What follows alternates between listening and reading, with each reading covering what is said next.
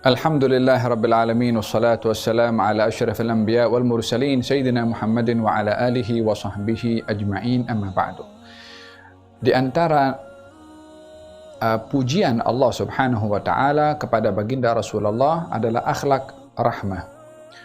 Walaupun secara keseluruhan akhlak Nabi itu mulia dan agung, namun secara khusus akhlak rahmah ini banyak diulang berkali-kali oleh Allah Subhanahu wa taala di dalam Al-Qur'anul Karim, di antaranya wa ma arsalnaka illa rahmatan lil alamin, di antaranya fabima rahmatin minallahi linta lahum. Kami tidak mengutus engkau wahai Rasulullah Muhammad kecuali rahmat kepada seluruh alam, dan firman Allah, dengan rahmat Allah kepada engkau hendaklah engkau berlemah lembut kepada orang lain. Dan beliau sendiri memperkenalkan innama ana rahmatun muhdah, sesungguhnya saya adalah rahmat yang dihadiahkan.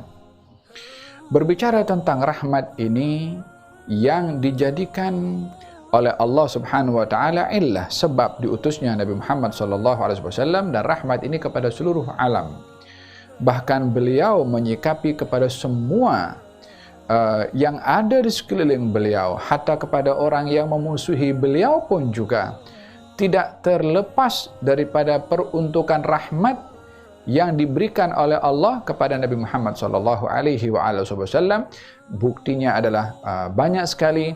Di antaranya adalah ketika malaikat datang untuk mengangkat gunung dan akan dijatuhkan gunung itu ke penduduk Taif, Nabi mengatakan jangan, dan Nabi berdoa, Allahumma hdi qaumi fa innahum la ya'lamun. Ya Allah, berilah hidayah kepada kaumku, sesungguhnya mereka tidak mengetahui. Ketika sahabat datang kepada baginda Rasulullah, kemudian meminta, ya Rasulullah, doakan kepada kabilah Daus dengan kebinasaan. Nabi bersabda, Allahumma hdi Dausan, ya Allah, berikanlah hidayah kepada Bani Daus dan datangkan mereka dalam keadaan Islam. Ketika sahabat datang kepada Rasulullah, ya Rasulullah, doakan kepada Bani Thaqif dengan kebinasaan. Nabi pun berdoa kepada Allah, Allahumma hdi Thaqifan wa'tini bihim muslimin. Ya Allah, berikan hidayah kepada Bani Thaqif dan datangkan mereka kepada aku dalam keadaan Islam.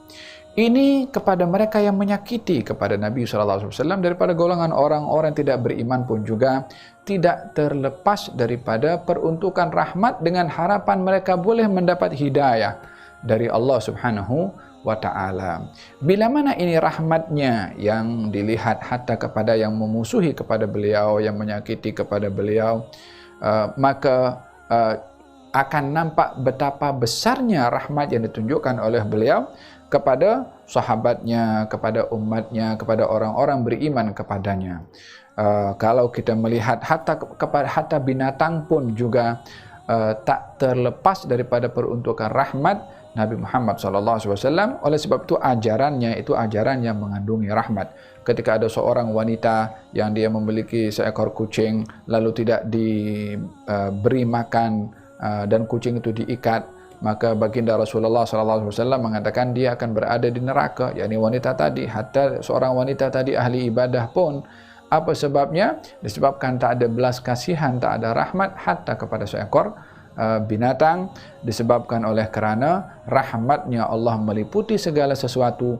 Binatang pun juga mendapatkan rahmat daripada Allah, makan dan minumnya. Maka manusia bila mana mencegah binatang daripada makan dan minum, sementara dia membela kepada binatang tersebut, maka ianya bahagian daripada ketiadaan rahmat kepada seseorang itu. Dan baginda Rasulullah menceritakan juga tentang seorang wanita yang dia bermaksiat, akan tetapi karena belas kasihannya kepada seekor anjing, wanita tadi pun juga diberi hidayah, diberi ampun oleh Allah sehingga insaf dan bertaubat dan termasuk penghuni syurga. Demikian rahmat yang diangkat nilainya oleh Nabi Muhammad SAW hatta kepada binatang. Di dalam rahmatnya kepada musuh kepada binatang pun juga demikian hebatnya, apatah lagi rahmat kepada daripada kalangan umatnya, daripada kalangan sahabatnya, cukup luar biasa. Oleh sebab itu di dalam Al-Quranul Karim Allah berfirman, فَبِمَا رَحْمَةٍ مِّنَ اللَّهِ لِنْتَ لَهُمْ walau kunta faddan ghalidhal qalbi lam faddu min hawlik fa'fu anhum wastaghfir lahum wasyawirhum fil amri fa idza azamta fatawakkal 'ala Allah innallaha yuhibbul mutawakkilin. Dengan rahmat Allah kepada engkau wahai Rasulullah Muhammad, hendaklah engkau berlemah lembut kepada mereka. Kalau engkau kasar kepada mereka dalam tutur kata, keras hati terhadap mereka, mereka akan lari daripada engkau. Maafkan mereka, mintakan ampun kepada Allah untuk mereka, dan ajaklah mereka bermusyawarah. Kalau engkau memiliki azam, bertawakallah kepada Allah. Sesungguhnya Allah suka kepada orang-orang yang bertawakal. Ayat ini turun sejurus setelah peristiwa peperangan Uhud berlaku, ketika beberapa sahabat melanggar arahan Nabi Muhammad SAW yang memerintahkan untuk tidak turun daripada gunung pemanah dalam keadaan menang ataupun dalam keadaan kalah. Dan ketika itu juga ketika mereka tidak patuh kepada arahan Nabi dan berlaku kekacauan dan kocar-kacir, baginda pun dihujani dengan berbagai macam senjata panah untuk mereka orang-orang kafir membunuh kepada baginda Rasulullah. Selesai daripada itu, tak lama daripada itu turun firman Allah Subhanahu wa taala yang mengajak kepada Nabi untuk berlemah lembut dengan rahmat yang diberikan oleh Allah, berlemah lembut kepada mereka, hatta kepada orang yang bersalah, yang tak ikut arahan Nabi Muhammad SAW. Di sini kita belajar bahwasanya kasih sayang yang ada kepada kita yang diberikan oleh Allah, dan itu bahagian daripada nikmat yang diberikan oleh Allah kepada seorang bila mana memiliki belas kasihan. Man la yarham la yurham. Yang tak ada belas kasihan, tak mengasihi kepada orang lain, tak akan dikasihi oleh Allah Subhanahu wa taala. Ar-rahimuna yarhamuhumur rahman. Orang-orang yang mengasihi akan dikasihi oleh yang Maha Pengasih. Kasihi semua yang ada di bumi, akan mengasihi kepada kamu yang ada di langit. Menyikapi kepada orang yang bersalah pun juga kita perlu untuk menyikapi dengan belas kasihan dan juga rahmat. Berhadapan dengan orang yang bermaksiat pun juga kita perlu untuk membawa nilai rahmat kepadanya. Jadi menampilkan rahmat itu bukan hanya kepada orang yang hormat kepada kita, atau yang sayang kepada kita, atau yang mungkin selalu kata I love you kepada kita. Tetapi rahmat itu juga mesti nampak hatta kepada orang yang kasar kepada kita, yang mungkin mengganggu kepada kita, yang mungkin untuk memutuskan silaturahim dengan kita, atau jiran yang mengganggu kepada kita. Konsep rahmat mesti dikedepankan hatta kepada orang yang bersalah, hatta kepada orang yang bermaksiat. Fabima rahmatin minallahi linta lahum. Dengan rahmat Allah kepada engkau wahai Rasulullah Muhammad, engkau berlemah lembut kepada mereka. Siapa mereka? Yang bersalah tuh, yang tidak ikut arahan tuh, yang meninggalkan engkau dalam keadaan kocar-kacir tuh. Berlemah lembut kepada mereka. Kalau engkau kasar dalam tutur kata, hatta kepada orang yang bersalah, atau keras hati menyikapi kepada mereka, mereka akan lari daripada engkau. Larinya mereka daripada Nabi merugikan mereka. Larinya mereka daripada Nabi akan membawa kebinasaan kepada mereka. Menjauhkannya mereka daripada Nabi adalah menyesatkan kepada mereka, yang dengan mereka sesat akan dihukum oleh Allah Subhanahu wa taala, sementara sebagai seorang nabi adalah mesti membawa sebab kebaikan untuk orang. Maka baginda Rasulullah, engkau adalah orang yang membawa kebaikan.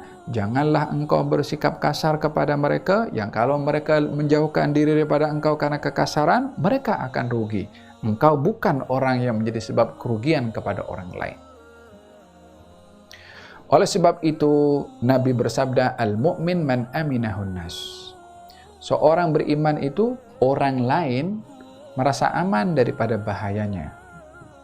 Yakni orang beriman itu tak mendatangkan mudarat kepada sesiapapun juga. Orang beriman itu tidak mendatangkan kejahatan kepada sesiapapun juga. Ketika ada orang bertanya kepada Rasulullah, "Ya Rasulullah, tentang amalan apa yang patut boleh untuk dibuat?" Kata baginda Rasulullah, "Kalau kamu mampu tidak mendatangkan mudarat kepada orang lain, maka buatlah." Yani kalau dalam hidup nih, tak ganggu orang, tak kacau orang, tak sakiti orang, tak umpat orang, tak walhasil tidak melakukan perkara yang mudarat kepada orang. Itu pun sudah memadai. Dan ayat ini berbicara tentang rahmat kepada semua, hatta kepada orang yang bersalah kepada kita. Walau kunta faddan ghalidhal qalbi lam faddu min hawlik fa'fu anhum. Jadi macam mana kita nak mengangkat konsep rahmat? Bagaimana kita nak memegang bendera rahmat ini? Fa'fu anhum. Maafkan kepada siapa yang bersalah. Belajar kita untuk menyikapi kesalahan orang dengan membuka pintu maaf selebar-lebarnya. Antara memandang salah orang dengan membuka pintu maaf akan saling bersaing. Semakin besar kita melihat salah orang, akan semakin kecil pintu maaf untuk diberikan. Dan semakin besar pintu maaf dibuka, akan semakin kecil dilihatnya salah orang. Macam mana kita nak buka pintu maaf selebar-lebarnya? Melihat daripada nama Allah yang Maha Memberi Maaf. Bukankah dalam hadis dikatakan kalau orang datang kepada Allah membawa dosa seisi dunia ini dosa, maka Allah akan datangkan dengan maaf sebanyak isi dunia ini maaf. Yani, jadikanlah maaf yang kita berikan sebab untuk kita mendapat maaf daripada yang Maha memaafkan, yaitu Allah Subhanahu wa taala. Fa'fu anhum. Maafkan mereka. Belajar kita memaafkan orang lain walaupun sebelum orang itu meminta maaf. Orang memberi sebelum diminta lebih baik daripada memberi setelah diminta. Tidaklah orang itu memberi maaf kepada orang, melainkan akan semakin bertambah mulia di sisi Allah Subhanahu wa taala. Sebagaimana dalam hadis Nabi Muhammad sallallahu alaihi wa ala alihi wa sahbihi wasallam. Maafkan mereka. Mintakan ampun kepada Allah untuk mereka. Belajar kita mendoakan kepada orang lain. Dalam hadis dikatakan doa itu mustajab, di antara doa mustajab adalah doa orang kepada orang lain an dhahril ghaib. An dhahril ghaib maksudnya doa yang didoakan tak tahu kalau doakan. Malam-malam doa untuk fulan, untuk fulan, untuk fulan. Itu doa yang mustajab. Fil hadis dinyatakan kalau orang mendoakan kepada orang lain, malaikat akan mengatakan kepada yang berdoa, walaka mithluh. Bagi kamu juga apa yang kamu doakan kepada si fulan itu. Kita doa untuk orang, malaikat mengaminkan doa untuk kita. Wastaghfir lahum, mintakan ampun kepada Allah, kepada orang yang bersalah. Oleh sebab itu kita digalakkan untuk beristighfar kepada Allah untuk diri kita dan juga untuk kaum mukminin dan juga kaum al-mukminat. Astaghfirullah lil mu'minin wal mu'minat. Dalam Al-Qur'anul Karim, walladzina ja'u min ba'dihim yaquluna rabbana ighfir lana wa li ikhwanina alladzina sabaquna bil iman. Ya Allah, ampunkan dosa kami dan orang-orang mendahului kami dalam keadaan iman. Dalam Al-Qur'an perintah Allah kepada Nabi Muhammad, wastaghfir li dzambika. Mintalah ampun untuk engkau wahai Rasulullah Muhammad dan juga untuk kaum mukminin dan juga kaum mukminat. Lalu kalau kita berdoa kepada Allah untuk diri kita pengampunan dan kaum mukminin dan juga kaum mukminat, macam mana kita akan sakiti balik, maki orang mukmin, maki orang muslim? Tidaklah doa itu seiringan dengan perbuatan kita yang tak baik kepada orang itu. Kita doakan kebaikan, namun sikap kita tak baik kepada orang yang kita doakan kebaikan. Wastaghfir lahum, mintakan ampun kepada Allah untuk mereka. yakni setelah kita memintakan ampun untuk mereka, jagalah kita daripada menyakiti mereka. Jangan sekali-kali memandang hina kepada orang yang bermaksiat. Pandanglah kepada mereka dengan pandangan rahmat untuk diberi hidayah oleh Allah Subhanahu wa taala. Berdakwahlah kepada mereka dan doakanlah semoga Allah mengampunkan dosa mereka dan diberi hidayah oleh Allah Subhanahu wa taala. Wasyawirhum fil amri, ajaklah mereka bermusyawarah. Maknanya kalau bermasalah dengan orang, janganlah masalah itu menjadikan dia serik untuk tidak bertemu atau berjumpa dengan orang tersebut, tapi bertemulah, ajaklah kalau ada perundingan, kalau memang dia layak untuk dia dijadikan sebagai orang yang diambil pandangan dan pendapatnya. Fa idza azamta fatawakkal 'ala Allah, innallaha yuhibbul mutawakkilin.